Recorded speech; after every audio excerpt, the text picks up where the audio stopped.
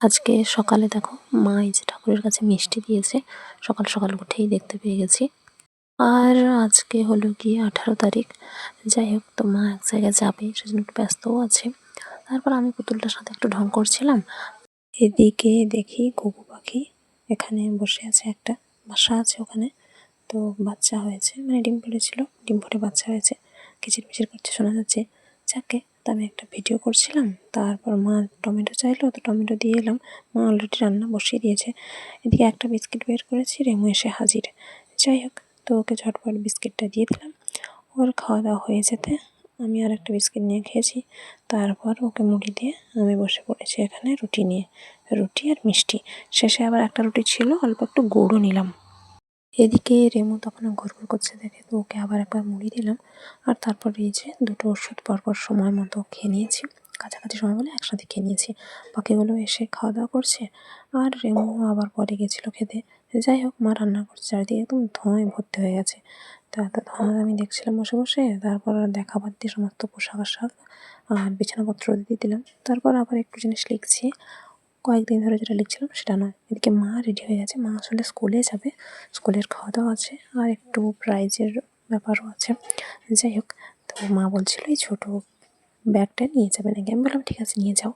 তো মা চললো, আর আমি ভাবছি যে এরপর আমিও সমস্ত কিছু গুছিয়ে দিয়ে স্নান করে নিই। রেমু কাঁধের ওপর উঠে আছে, ওকে দেখছিলাম। বাবা বাড়িতে একটু সময় এসেছিল, আবার যাবে মাঠের দিকে। সাইকেলকে ফেলে দিয়েছিল, সেজন্য বাবা একটু ঠিকঠাক করছে। যাই হোক, আমার লেখাও প্রায় শেষের দিকে দেখছি। আর পাখিগুলো এখানে ঘুরঘুর করছে খাওয়ার জন্য। মন চাইলো একটু চুল ছেড়ে দিয়ে এরকম ঢং করছি। তারপর দেখো মাথায় কীরকম শ্যাম্পু দিয়ে ঘুরঘুর করছিলাম। রেমু বসে আছে, আর আমি হাতগুলো একটু ঘষেছি, দেখছি যেন চকচক করছে নাকি।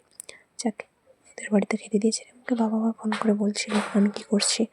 তো আমি তো ঠাকুরকে খেতে দিলাম, স্নান হয়ে গেছে, আর ফুল ধোবো দিয়ে দিয়েছি। বাবার জন্য কিছু ফুল রেখে দিয়েছি, মা আসতে একটু বেলা হবে। আর ওই যে মা যে শাড়িটা পরে গেছিলো না, ওটা পরেই আমি যখন ক্লাস 7-এ পড়তাম তখন প্রথম নাটক করেছিলাম স্কুলে, গার্লস স্কুলে, সেটা মনে পড়ে যাচ্ছিলো। যাই হোক, এরপর দুজনের জন্য ভাত বেড়ে নিয়েছি, রিমুকে খেতে দিয়েছি। এরপর বাবাও এক জায়গায় যাবে। এদিকে জল খেতে মনে নেই বলে আমি আমার জল বের করে দিলাম রাস্তা অব্দি।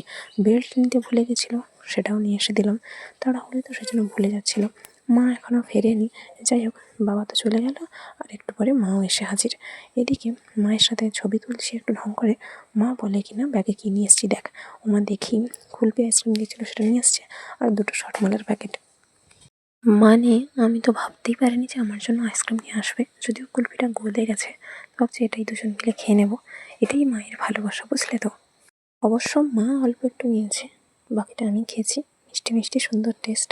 এটা যদি আরও না গলে যেত বেশি ভালো লাগতো। যাই হোক, কাঠিটা নিয়ে এরকম ঢং করে ছবি তুলে রেখে দিলাম। তারপর পায়ে একটু লাল হয়ে আছে, রক্ত জন্মে ওটা দেখছি।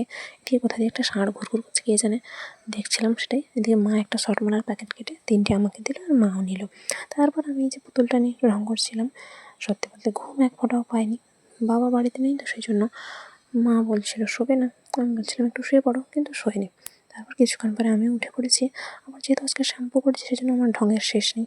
যাই হোক, তো পরে বাবার সাথে ফোন করে কথা বলে নিলাম কিছুক্ষণ। আর মন চাইলো 3টে বাতাসা বের করেছি, একটা মাকে দিয়েছি আর দুটো আমি খেলাম। এদিকে বাবাকে বলছি পারলে চপ এনে তো মুড়ি খাওয়াবে। মা ধুনো দিচ্ছে, এদিকে দেখো বেশি ধুনো দেওয়া হয়ে গেছে হয়তো, ধুনো দিতে সেজন্য আগুন ধরে গেছে এরকম। যাই হোক, বাতাস দিয়ে সেটা নেভানো গেছে। এদিকে বাবা বাড়ি এসছে, আর বাবা এই যে আঙ্গুর কিনে এনেছে, দেখেছো। আমি এত খুশি হয়েছি কি বলবো। তারপর আমি ভাবলাম যাই ঘরের কুঁড়িগুলো সাজিয়ে দিয়ে আসি। তো সেগুলো সুন্দরভাবে সাজিয়ে দিলাম, গ্রীষ্মকাল আসছে তো সেজন্য অনেক কুঁড়ি হয়েছে। আর এদিকে বাবা চপ তো নিয়ে এসেছি, তো আমার আর খুশি দেখে কি। এদিকে ঠাকুরের জন্য বাটিতে নিয়ে নিয়েছি, ঠাকুরকে দিতে যাবো। আর একটা চপ ধরবে না বলে সেটা আর নিয়ে নিই। এদিকে মা বোধহয় বাইরে কোথায় ঝাঁটাচ্ছে, সেজন্য শব্দ শোনা যাচ্ছে। যাই হোক, ঠাকুরকে দিয়ে দিলাম। তারপর সেখান থেকে সব নিয়ে এসে নিজেদের জন্য ভাগ বাটোয়ারা করে নিয়ে নিয়েছি। একটা বেশি আছে, সেটা সবাই ভাগাভাগি করে খাওয়া দাওয়া হয়ে যাবে। আর আজকের পলিথিনটা এখানে ছাড়া হয়নি, ওটা দেখছিলাম। এদিকে সময় মতো ওষুধটাও খেয়ে নিলাম। তারপর মা একটু আনাজ কাটছে, আমি একটু পড়ছিলাম। তারপর আর একটা ওষুধ খাওয়ার সময় হয়ে যেতে সেটাও খেয়ে নিয়েছি। ওষুধময় জীবন আর কি। যাকে আজকে অনেক কিছু রাতের খাওয়া দাওয়ায় হয়ে গেল খাওয়া দাওয়া। তারপর এই যে নিয়েছি এটা মার জন্য। আজকে আর বাবা খায়নি, সেজন্য মার জন্য নিলাম। আর এবার এটা আমার জন্য, দুজন ঝটপট খেয়ে নিলাম। এদিকে এইসব করতে করতে কারেন্ট চলে গেছে। যাই হোক, তার মাঝে নিজের একটা ছবি নিয়েছি, আর কভারগুলো ভাঁজ করে রেখে দিয়েছি। মুড়িগুলো প্রায় ফুটে গেছে, পায়ে অল্প একটু বোরডিন নিয়ে নিলাম। চলো আজকের মতো টাটা, ঘুমিয়ে যাই। সবাই ভালো থেকো।